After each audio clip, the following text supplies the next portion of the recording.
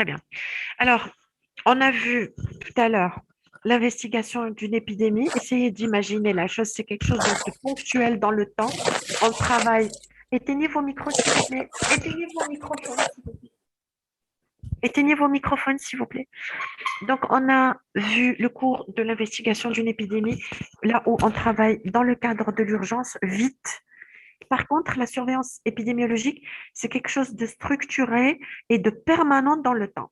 Donc, ce sont des gens bien identifiés, dans des services bien identifiés, et ce sont des circuits, d'accord? Et ils déclarent régulièrement, à des rythmes réguliers, des pathologies. Donc, nous avons les maladies à déclaration obligatoire, etc. Donc, tout un circuit bien rodé. Et après, s'il y a une nouvelle pathologie à déclarer, ce sont ces mêmes acteurs dans ces mêmes circuits qui vont le faire. Imaginez, donc, on avait donc des services qui déclaraient régulièrement, je ne sais pas, on a les cas de fièvre typhoïde, les cas de méningite, etc., qu'on déclare, des kystidatiques, on les déclare régulièrement, de rhumatisme articulaire aigu. Donc, il y a tout ce système de surveillance. Et puis est venue la COVID-19. Donc, ce sont ces mêmes acteurs qui sont venus et ils déclarent au quotidien les cas de COVID-19 sur des supports dans les mêmes structures des services d'épidémio et on les faxe aux directions de la santé, au ministère de la Santé. Donc, c'est juste pour vous dire que la surveillance épidémiologique, ce sont des structures permanentes pour la déclaration des pathologies routinières. Et puis, après, s'il y a des nouvelles pathologies qui apparaissent et qui sont soumises à la surveillance, c'est dans ce même système qu'il va falloir les mettre et ne pas mettre des nouveaux systèmes de surveillance qui pourraient ne pas marcher. Voilà, donc on exploite ce qui est fonctionnel à la base. Le son se coupe. Est-ce que c'est clair maintenant? Est-ce que vous m'entendez? Donc, voici le plan du cours. Donc, c'est le cours Oui, de on vous docteur entend. Bachtarz. Très bien. Donc, on a des définitions, les objectifs de la surveillance, quelles sont les sources d'information. On va choisir les données pour la surveillance, comment mettre en place un système de surveillance épidémiologique. Il y a des conseils pour la surveillance épidémiologique et il y a la surveillance épidémiologique et la rétro-information. Il faut savoir que quand on fait de la surveillance, on récolte de l'information, mais si on la récolte, ce n'est pas pour le plaisir de avoir des chiffres, mais c'est vraiment pour travailler avec. D'accord? Et il y a cette notion de rétro-information, c'est-à-dire qu'on va transmettre l'information aux gens de la base. D'accord? C'est comme une marche arrière. On va leur transmettre pour qu'ils voient s'il y a des problèmes à leur niveau, qu'ils les règlent. Donc, c'est un système qui est bien huilé, qui travaille bien. On va donner la définition de la surveillance épidémiologique. Alors, c'est un processus de collecte, de compilation et d'analyse des données, ainsi que leur diffusion à l'ensemble de ceux qui ont besoin d'être informés. Donc, je vais lire les diapos et expliquer au fur et à mesure. Donc, la surveillance épidémiologique, d'abord, c'est un processus de collecte, c'est-à-dire qu'on va prendre l'information et on va la collecter de la manière la plus fiable possible. Ensuite, on va la compiler, c'est-à-dire qu'on va les agencer, on va agencer ces informations et on va les analyser. On va analyser les informations, mais on ne va pas les garder pour soi. On va les transmettre. On va les transmettre à tous ceux qui ont besoin de travailler avec cette information. À la fois pour les gens, les supérieurs hiérarchiques qui ont besoin de prendre des décisions sur la base de ces informations, mais aussi sur les gens de la base qui ont produit cette information et qui ont besoin de comprendre ce qui se passe aussi à leur niveau. Donc, c'est une définition qui va appeler 3 commentaires. La surveillance épidémiologique est un processus continu. Là, on est d'accord là-dessus. D'accord? C'est quelque chose qui est bien instauré, bien systématisé et qui est systématique par opposition aux enquêtes épidémiologiques qui, elles, sont ponctuelles dans le temps. On fait une enquête à un moment donné et on s'arrête. Par contre, la surveillance épidémiologique ne s'arrête pas. Elle ne s'arrête pas les week-ends, elle ne s'arrête pas les jours fériés, ne s'arrête pas pendant les vacances. On produit tout le temps des données pour qu'on puisse travailler avec. Le deuxième point, c'est la rapidité du traitement de l'information. Donc, quand on prend l'information, il faut la traiter rapidement, surtout s'il y a des problèmes.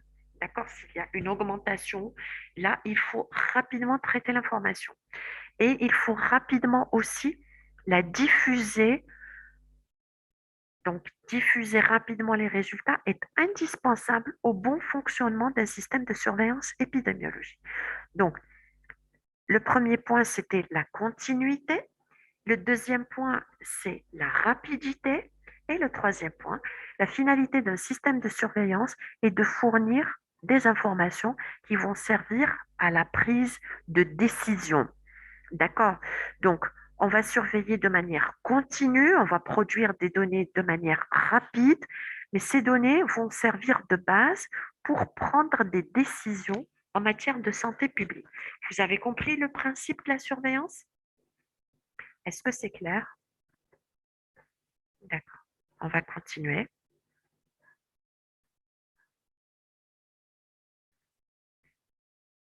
On continue.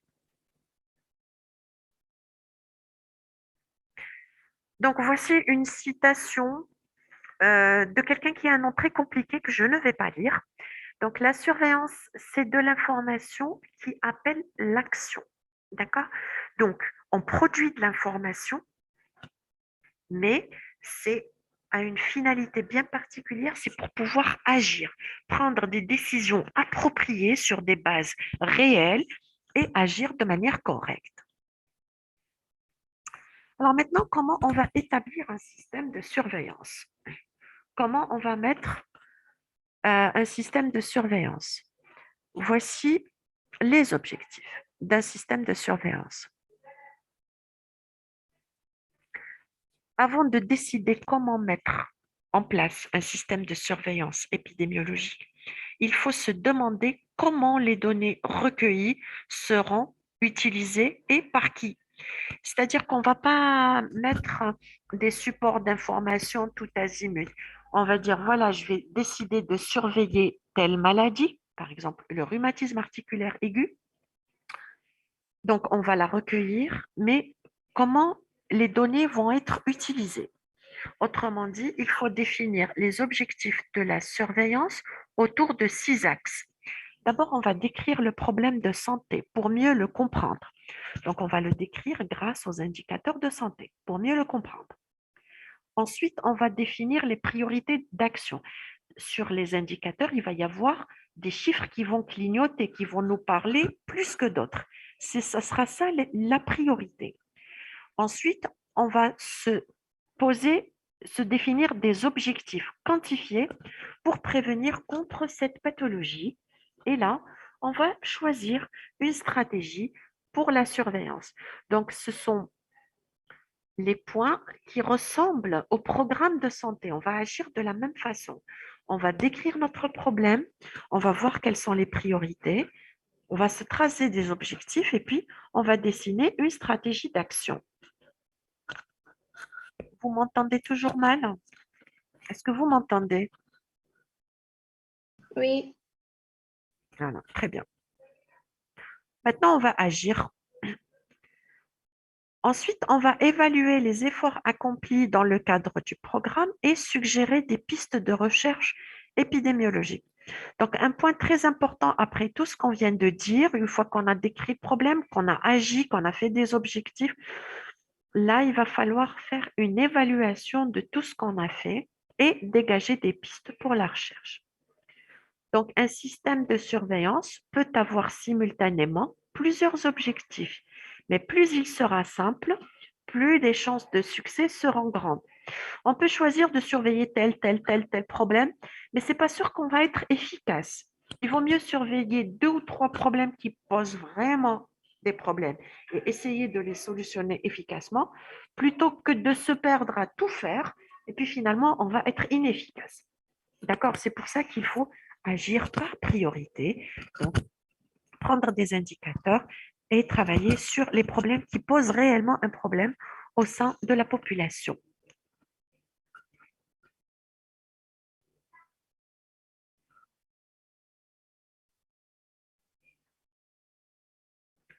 Alors, quelles sont les sources d'informations? Quelles sont les sources qui vont nous donner des informations qu'on va utiliser dans la surveillance épidémiologique? Quelles sont les sources de données?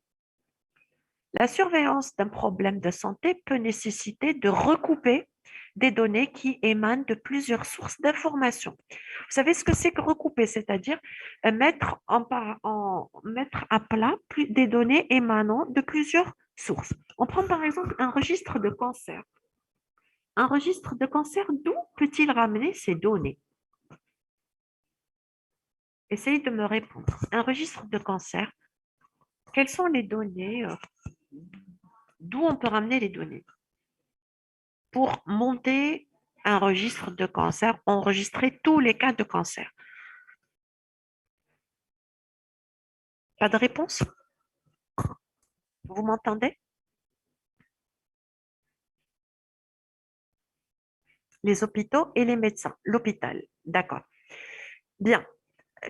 Il y a une réponse. Le CAC. Oui, le CAC. Et le sang aussi qui constitue une source de données. D'accord. Le CAC. Très bien. Les services d'onco. C'est bien. Donc, une même source, un même circuit de surveillance peut nécessiter plusieurs sources. Pour un registre de cancer, vous avez le point clé, c'est le service d'anatomie pathologique. D'accord? L'ANAPAT, le service d'hémato pour tout ce qui est tumeur liquide. D'accord? Le service d'hématologie. Le CAC, le service de radiologie. Vous avez aussi les services de chirurgie qui opèrent les cas de cancer, les laboratoires privés aussi. D'accord. Donc, tout ça, toutes ces données doivent être recoupées parce qu'un même patient, il peut passer dans plusieurs endroits et il doit être comptabilisé comme un seul patient, non pas comme plusieurs patients.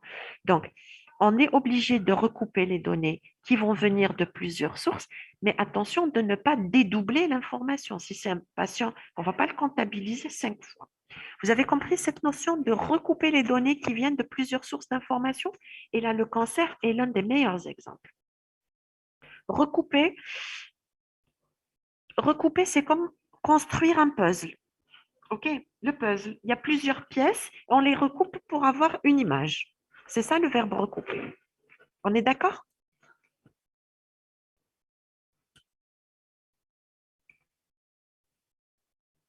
OK, ça marche. On continue. Donc, on doit avoir plusieurs sources d'informations. 5 catégories de systèmes de surveillance épidémiologique peuvent être définies en fonction de l'origine des données.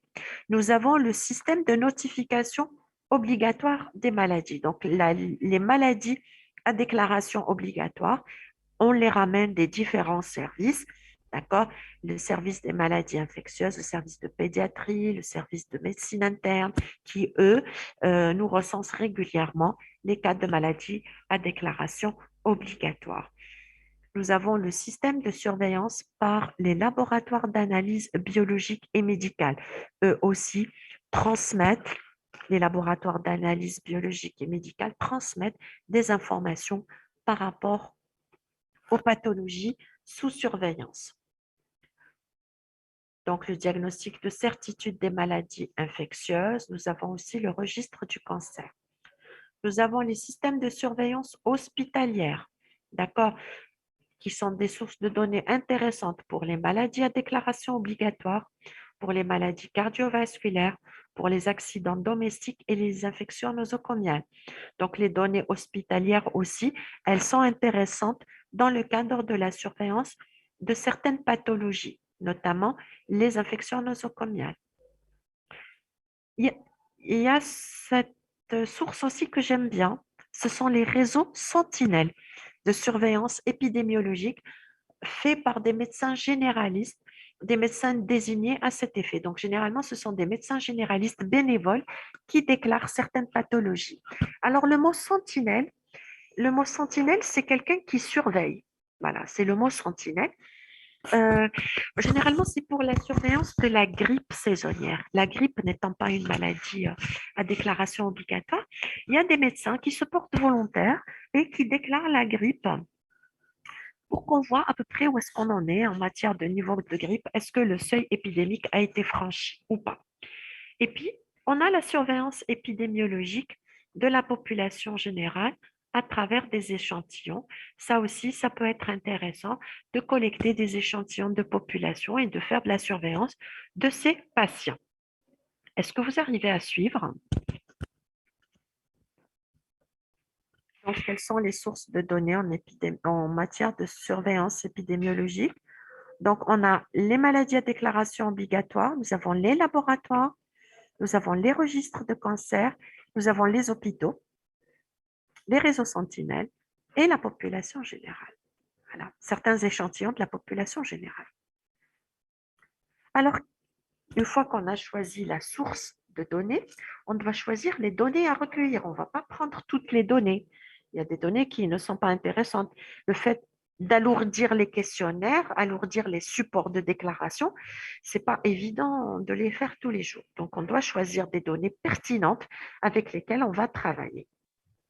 Donc, la définition du cas, c'est l'étape clé de la mise en place du système de surveillance épidémiologique. Il y a des critères cliniques et des critères biologiques. Et on peut modifier la définition du cas au cours de la surveillance. Ça, le meilleur exemple, c'est celui de la COVID-19, où on avait des critères initiaux et qui ont évolué au fur et à mesure de l'évolution de nos connaissances sur la pathologie. Donc, on doit définir des critères de surveillance bien déterminés. Et là, on a trois types de données. On a des données de mortalité avec leurs limites parce que ce n'est pas toujours évident d'avoir des données sur la mortalité. On a des données de morbidité sur les différentes pathologies et on a d'autres types de données qu'on peut utiliser pour la surveillance épidémiologique. Il y a la surveillance nutritionnelle aussi, donc c'est la surveillance anthropométrique, le comportement et les facteurs de risque comme le tabagisme, l'alcoolisme, l'HTA. On a l'absentéisme scolaire, l'absentéisme au travail. Il y a la surveillance de l'utilisation de certains médicaments. D'accord?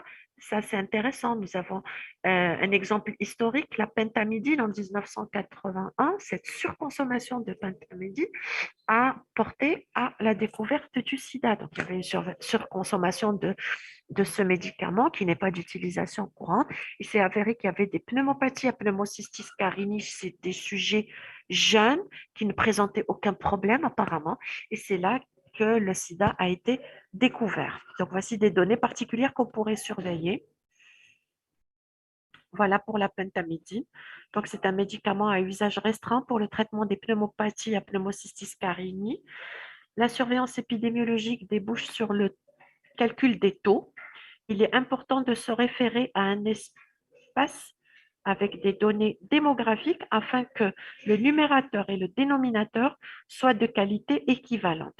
Donc, tout ça, c'est pour dire que lorsqu'on fait de la surveillance épidémiologique, on doit calculer des taux, donc un numérateur avec des chiffres fiables, mais aussi un dénominateur avec des données de population fiables. Donc, numérateur et dénominateur, ça nous permettra de calculer des taux d'incidence, de prévalence, de mortalité fiables avec lesquels on peut travailler à l'aise.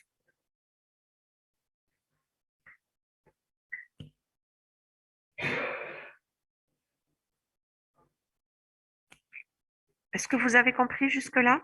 Les sources de données, la nature des données, il ne faut pas prendre beaucoup de données et qu'on ne peut pas exploiter. Il faut prendre des données pertinentes et calculer des taux avec lesquels on pourrait travailler.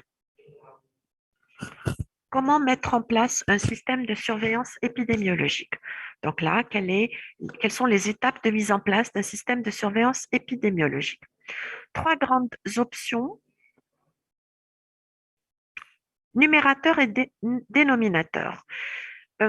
C'est quoi? C'est des mathématiques. On revient aux mathématiques. Numérateur, dénominateur pour le taux. Le taux. Il y a un numérateur et un dénominateur.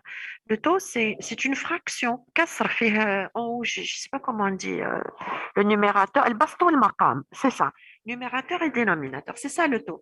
Donc, le numérateur, le bast, nous avons la maladie qu'on veut étudier. Et le dénominateur, le maqam, c'est des données de population qui doivent être fiables aussi. C'est ça le taux. Numérateur et dénominateur. Voilà, c'est le bast ou le maqam.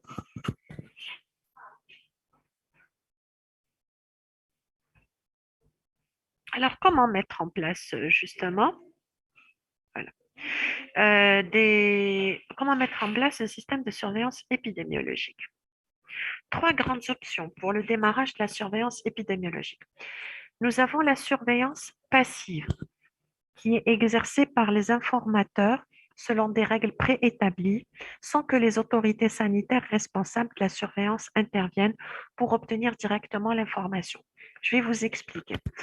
La surveillance, quand elle est passive, ça veut dire que c'est le service ou là, c'est le médecin lui-même qui déclare, sans que nous, on se déplace pour ramener l'information. Elle vient d'elle-même. كونوا إحنا قاعدين في le service ويجينا le fax. C'est ça la surveillance passive, où là, on reçoit un mail de la pathologie. Pour les données de la COVID-19, c'est les structures qui reçoivent la COVID qui déclarent. Donc, on reçoit dans nos boîtes mail les données. C'est une surveillance qui est dite passive. Est-ce que vous avez compris cette notion? C'est très important. Ce n'est pas nous qui allons chercher l'information, mais c'est elle qui vient à nous. C'est la surveillance passive. Très bien. Maintenant, la surveillance est dite active. Là, c'est différent. Lorsqu'elle est initiée et suivie par les autorités sanitaires qui vont recueillir les informations elles-mêmes selon des règles fixées à l'avance, une fois par semaine ou là, une fois par mois. Alors, il y a des fois où les données ne nous parviennent pas, mais c'est à nous d'aller les chercher. On se met d'accord avec la personne en face, on lui dit, on viendra les chercher une fois par semaine. Par exemple, en fin de semaine, le mercredi, on vient les chercher et nous, à notre niveau, on la traite le jeudi. On s'entend avec eux pour qu'ils nous produisent l'information à la fin de la semaine ou là, à la fin du mois. Vous avez compris cette euh, surveillance active? Donc, c'est à nous d'aller chercher l'information. Et puis, il y a une situation intermédiaire où elle est semi-active, c'est-à-dire que on reçoit de manière passive et si on a des compléments d'information, c'est nous qui allons chercher cette information.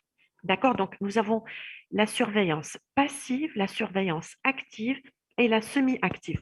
Mais maintenant, grâce à Internet, etc., on reçoit vraiment beaucoup plus facilement l'information. Il suffit juste de s'expliquer avec la personne en face, de lui demander ce dont on a besoin et on la reçoit facilement. Est-ce que vous avez compris ces trois éléments de surveillance? Active, passive et semi-active. C'est très important. La semi-active, c'est un mélange des deux. C'est-à-dire, on reçoit l'information et s'il y a des éléments qui manquent, c'est nous qui allons les chercher. Parfois, on a besoin d'un complément d'information. On veut voir le dossier du patient. Là, c'est nous qui allons nous déplacer. Donc, c'est un mélange de active et passive en même temps. Est-ce que c'est clair?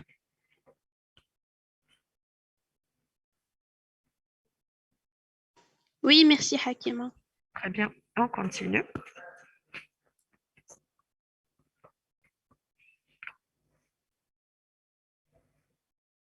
On va continuer. Il s'agit d'un système de surveillance passif dans lequel euh, tout informateur qui a omis de se manifester dans les délais prévus est systématiquement recontacté.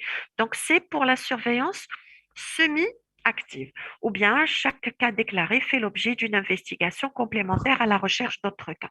Comme je vous disais, on reçoit cette information de manière passive et parfois il y a des compléments d'information, des questions, on voit le médecin traitant, etc. On la complète par le fait de se déplacer. Voilà. Alors, s'il vous plaît, il ne faut pas vous inquiéter devant les mots. Parfois, c'est des mots compliqués, mais là, le concept est très simple. La surveillance passive, on reçoit l'information. La surveillance passive, on va la chercher. Et quand c'est un mélange des deux, on la reçoit et puis on va la compléter en cas de besoin. Voilà, c'est tout bête, hein, dit comme ça. On est d'accord? Alors, les conseils à ceux qui veulent démarrer des activités de surveillance épidémiologique. Bon, parfois, on est là et puis on veut faire une surveillance de quelque chose qui nous préoccupe. Donc, il ne faut pas différer la mise en place d'un système de surveillance sous prétexte que les conditions optimales ne sont pas réunies. Donc, on ne va pas dire j'ai besoin de ceci. Si on doit surveiller quelque chose, on la surveille. Point barre. Il faut créer le maximum de contacts entre tous les acteurs, s'assurer qu'ils sont disposés à travailler ensemble. C'est qu'il n'y a pas de barrière administrative ou de la hiérarchique ou bien des conflits. Donc, on va contacter les personnes avec lesquelles on travaille, on va identifier les personnes ressources qui vont nous donner l'information. D'accord? Donc, c'est comme ça. Et puis, il faut s'assurer qu'il n'y ait pas de conflit, pas de barrière. Et puis, on travaille généralement facilement. Il faut éviter de créer un système de surveillance nouveau dans sa structure et son fonctionnement. Par exemple, les maladies à déclaration obligatoire et le sida. Là, je vais encore actualiser, je dirais les maladies à déclaration obligatoire et la COVID. D'accord? Comme je vous disais en début du cours, la surveillance de la COVID est venue se greffer sur les maladies à déclaration obligatoire. D'accord, ce sont les mêmes acteurs qui ont l'habitude de recueillir l'information et de la transmettre. Ils prennent les données sur la COVID et ils nous la transmettent exactement de la même façon et ça marche au quotidien. Il faut faire une description régulière des données de la surveillance épidémiologique en fonction du temps, du lieu et des caractéristiques de personnes. C'est une première étape de l'analyse qu'il faut rapidement mettre en œuvre. Donc, ça dépend de la situation, mais généralement, c'est des analyses hebdomadaires, une fois par semaine. On fait le point sur les maladies à déclaration obligatoire qui sont préoccupantes. Dans le cadre de la COVID, c'est différent. C'est une analyse journalière des données. On va prendre toutes les précautions nécessaires pour informer les autorités compétentes, c'est-à-dire selon la réglementation en vigueur. Donc, quand c'est une maladie à déclaration obligatoire ou là une maladie soumise à la surveillance, il y a un circuit qui est bien codifié, qui est bien connu et que l'on doit respecter. Donc, c'est une étape capitale pour la survie du système. Il faut adapter aussi le format de la rétroinformation à sa cible. Ça aussi, c'est fondamental. Donc, c'est quoi la rétroinformation, s'il vous plaît? C'est de faire des petits dépliants, des petits flyers et les donner aux gens de la base pour qu'ils voient la situation épidémiologique. Maintenant, les choses ont beaucoup changé avec Internet, etc. On peut transmettre des points d'information par mail ou via les réseaux qui sont très intéressants à exploiter.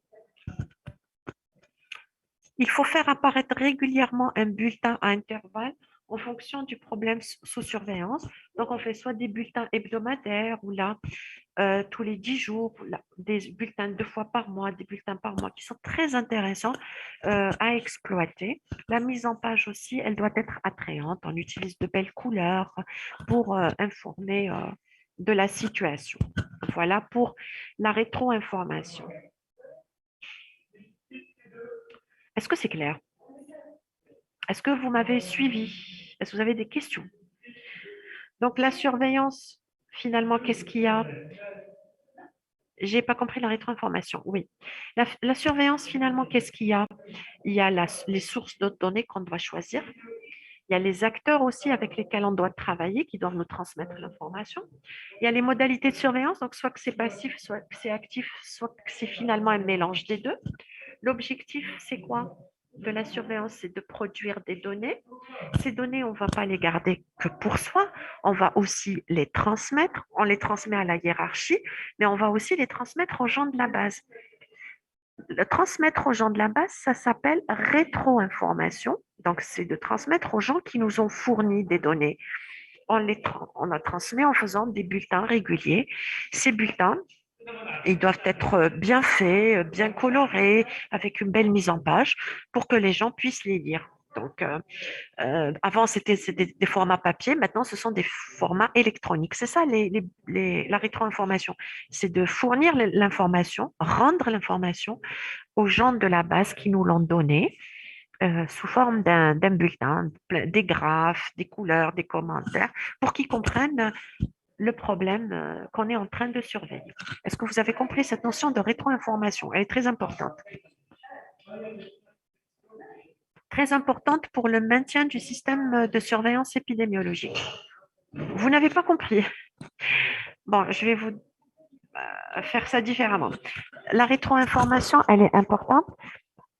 La rétroinformation, ça veut dire qu'on rend l'information aux gens de la base.